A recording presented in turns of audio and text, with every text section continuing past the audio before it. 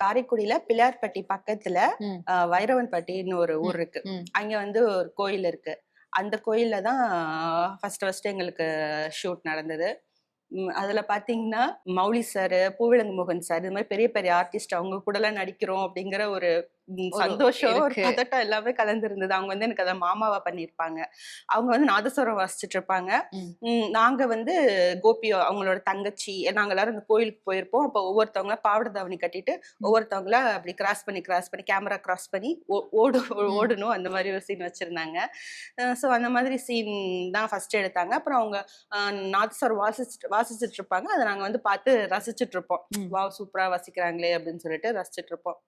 அந்த மாதிரி பண்ணிட்டு இருக்கும்போது தான் எனக்கு வந்து சுத்தியும் ஒரே லைட்டு. நான் அப்பைலேருந்து ஸ்பெக்ஸ் போட்டிருப்பேன். ம்.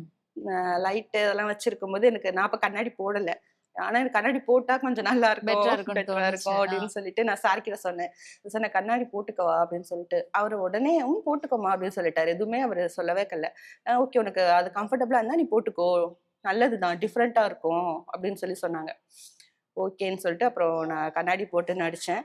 எனக்கு அந்த கண்ணாடி போட்டு நடிச்சது தான் வந்து எங்க யாராவது பார்த்தா கூட பேருலாம் மறந்துட்டா கூட, "அந்த கண்ணாடி போட்ட பொண்ணு, அது கண்ணாடி போட்ட பொண்ணு" அப்படின்னு ஆ. சொல்லிட்டு எனக்கு இந்த ஞாபகம். ஸ்பெக்ஸ் தான் ரொம்ப ரெகக்னைஸ் பண்ணி குடுத்துச்சு.